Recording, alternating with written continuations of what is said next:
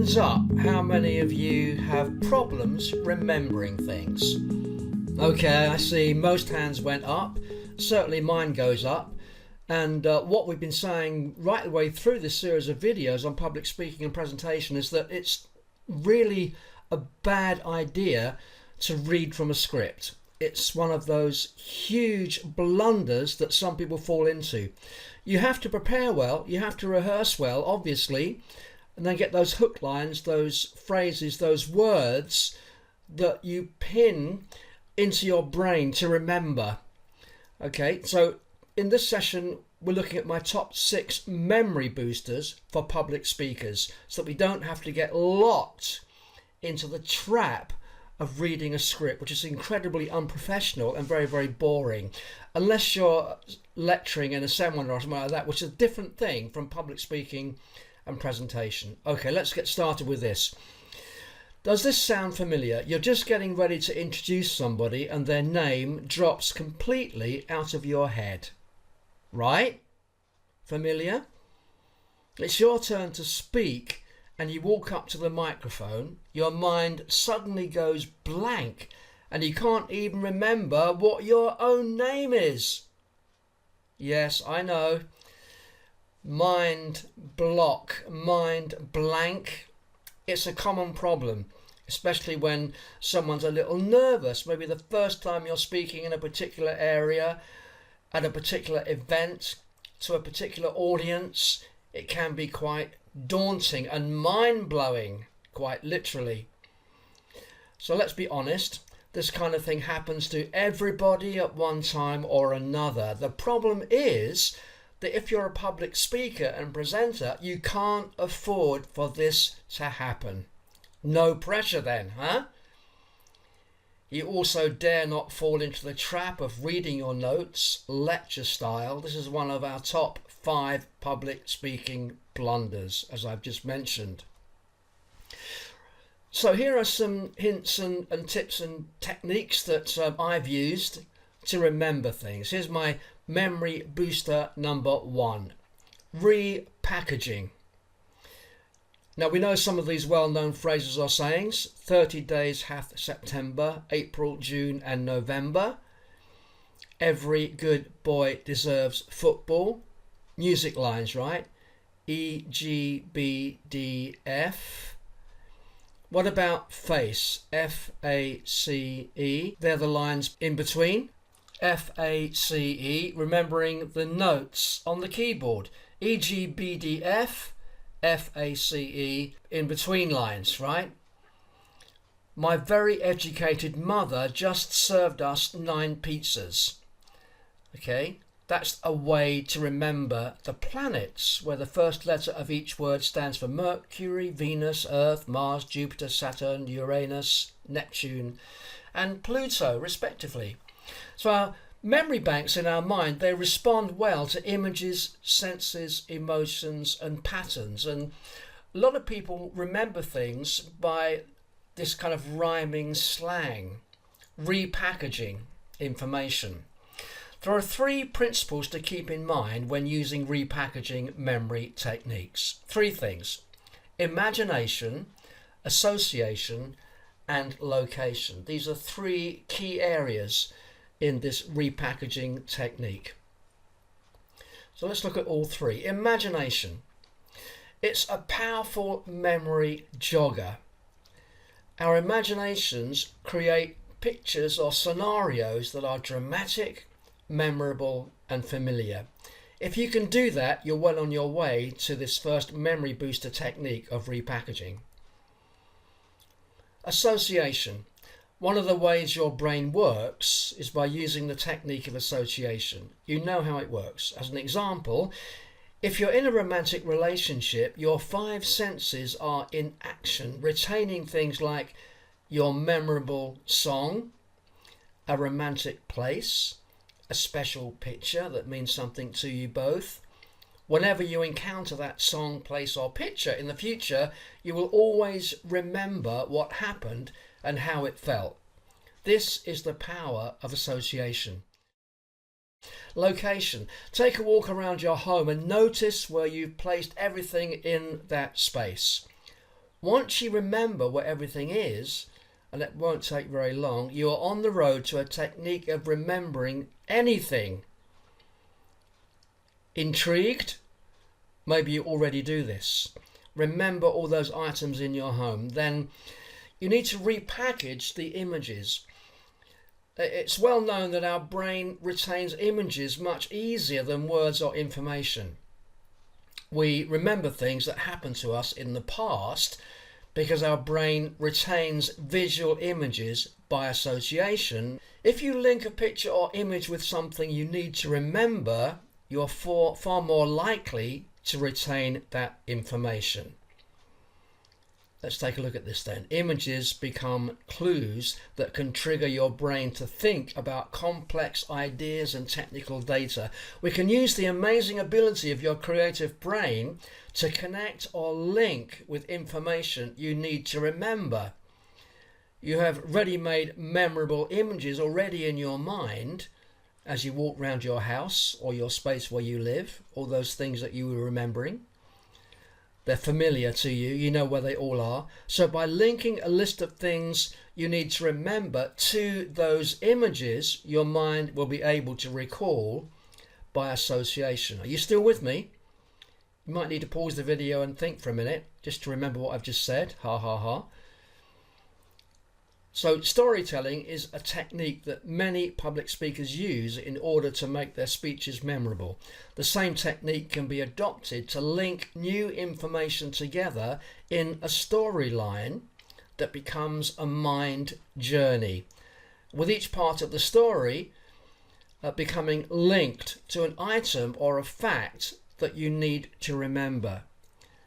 So you've got this story running through your head, you're on a journey, and there are certain things along that journey, which is a familiar one to you, where images will be placed. And as you pass that particular image, you'll remember it. Repackaging spatial tools use familiar journeys like your journey home from work, your walk in the countryside with the dog, or a car journey to your favorite destination. Let's develop this a little bit more.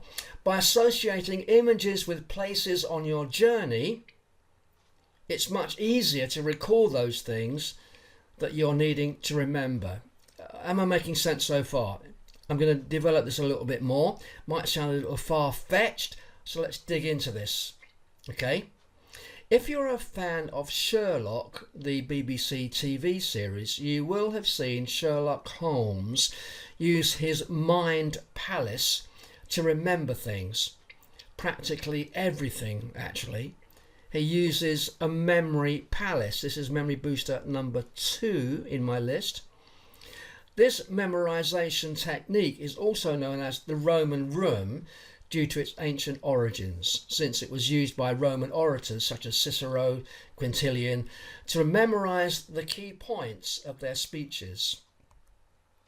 Do you need to remember a list of items, but you don't have a pen and paper at hand? All you have to do is visualize a room in your mind where you can place all the items on your list and then mentally return to it whenever you need to. This is the room or the space that I was referring to earlier when I said walk around your house or the place that you live and note where you keep different items. And then when you want to remember a list of unfamiliar things, place those unfamiliar things next to an item that is familiar to you. That will help you log that new item by association into your mind. So step 1, create and memorize a room in your head. Having a permanent room will make it easy for you to memorize the space and go into smaller details about its design. You can use an existing room like your bedroom or kitchen, really anywhere in your room, a living room, anywhere in your house.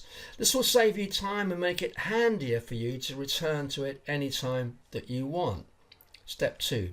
Spend some time each day revisiting your room. As you go back, don't change details or move any items. Just memorize everything and familiarize yourself with as much as possible. Each time you can get into smaller details about where things are located. For example, you can add furniture, objects, paintings on the wall or decorative plants. This will give you more cues and triggers to link your memories to. Are you with me so far? Hope so. Step 3. Test yourself by making a list of 10 words to remember tomorrow. For example, consider the following random list: glove, dog, lamp, the date 28/04/1949, goat, your grandfather, Freddie Briggs, don't know who he is, but he's somebody, I'm sure, turkey, $20 you owe your friend, computer, eggs. So that's a completely random list. You make your own list if you want to. Now, the way we remember using our memory palace, or that room that where you've memorized familiar things, the way we do this is by association. So place each item on the list in your imagination somewhere in the room. This will create a link with the elements that are already there. For example, you can stick a glove on the window, have a barking dog on a chair, have a torch shining on a wall painting like a spotlight, have the date in pink neon letters on the screen of the TV set, etc., etc. So place the names and the names of people. They should be visualized as items. For example, if you have to memorize a list of modernist writers for your next exam, like Virginia Woolf, James Joyce, Ezra Pound, you can have, for instance, a wolf tearing off your wallpaper. Right, you're in your memory palace, you're in your room, you can see the wallpaper and you associate that image with Virginia Woolf, a wolf tearing off your wallpaper. You could have, to remember James Joyce, a joystick on the table. So when you walk into your room in your imagination, you know where the table is, and you'll remember, with this strange image of a joystick, James Joyce.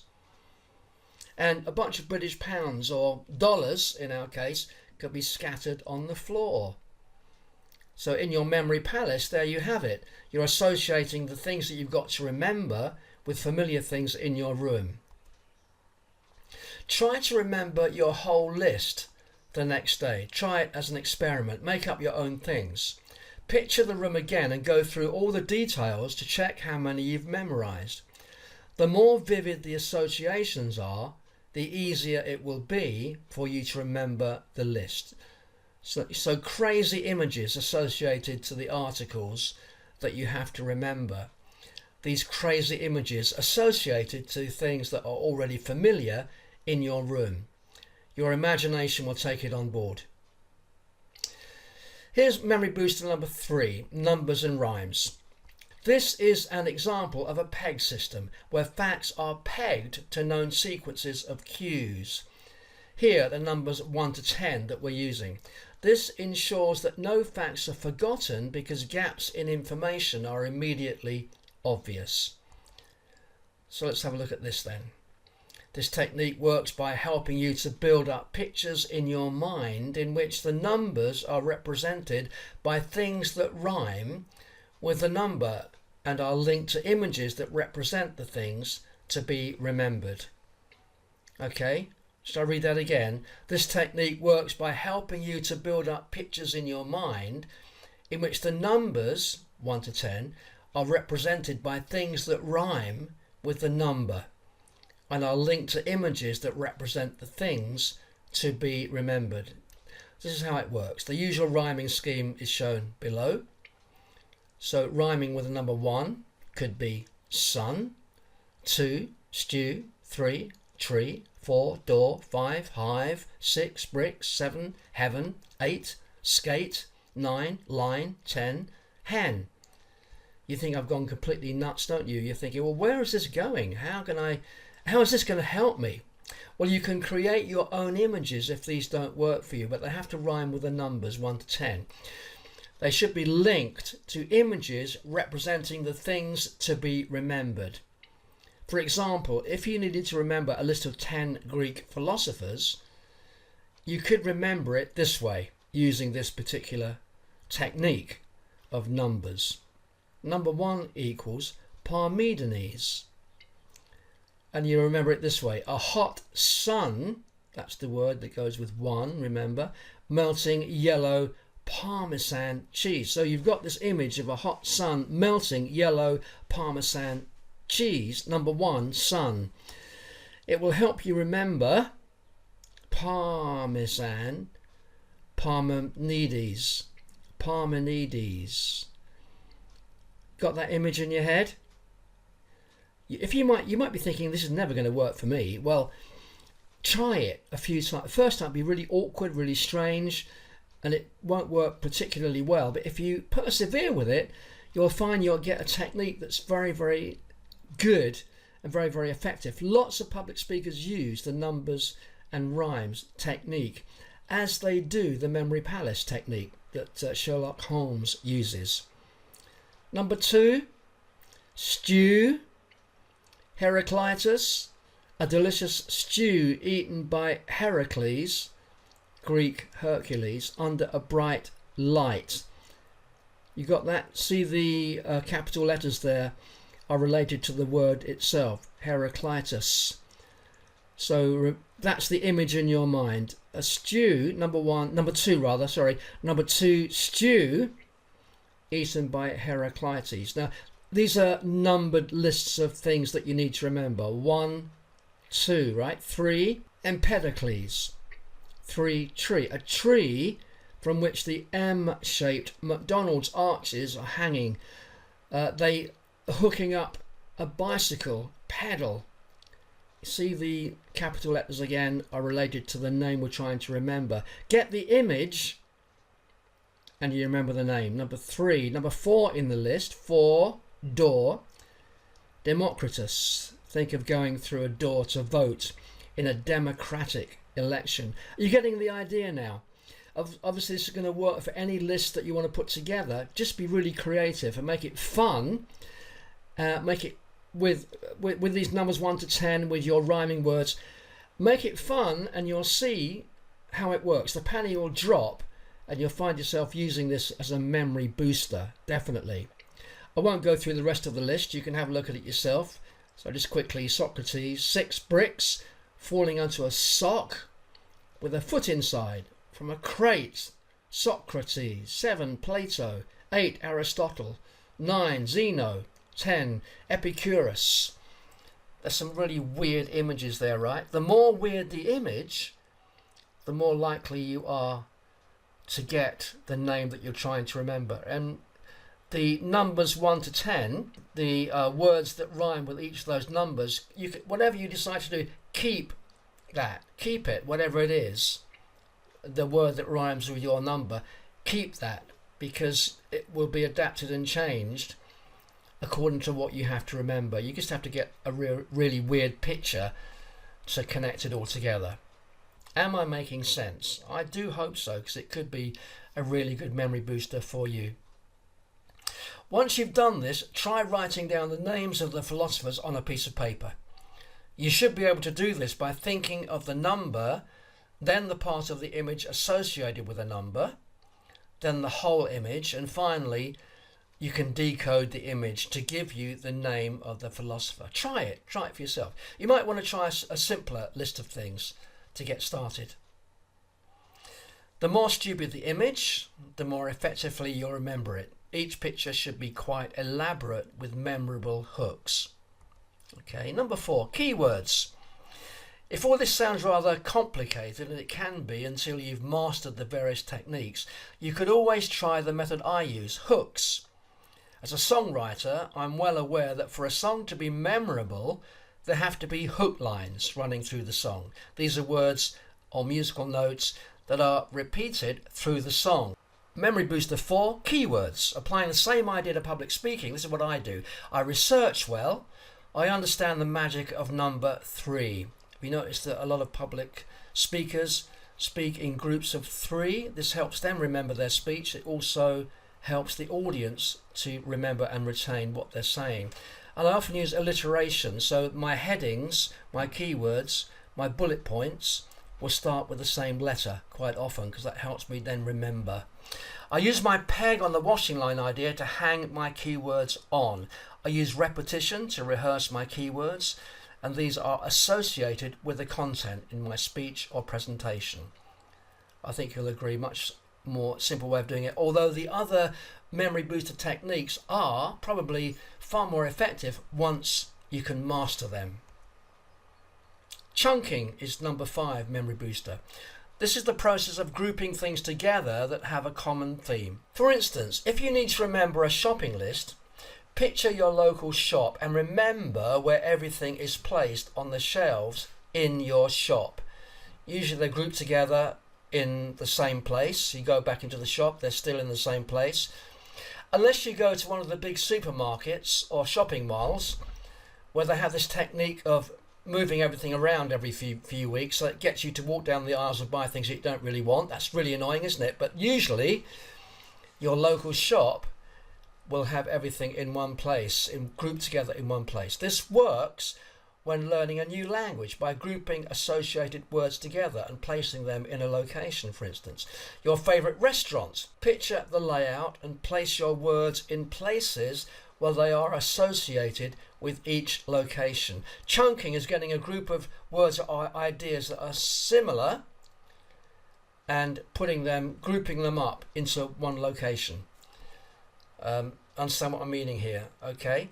So now you've not only got your memory palace, but you've got your memory local store to use, putting things together by association. Flashcards. This is really old-fashioned, isn't it? Have the headings of your speech written on index cards and carry them with you. Take them out and recite them out loud regularly. Repetition, fixing them in your memory. I can hear what some of you are saying. Oh, that's much easier. I do that anyway. Okay. But be brave. Expand your horizon. Go beyond it. Look at some of these other memory techniques. I think you'll find them very, very powerful once you get the hang of it and once you get the idea of it. So you might want to go over that video again and pause it every now and again, make a few notes, do a bit of research, check it all out. Be a Sherlock Holmes, do some investigating, some detective work.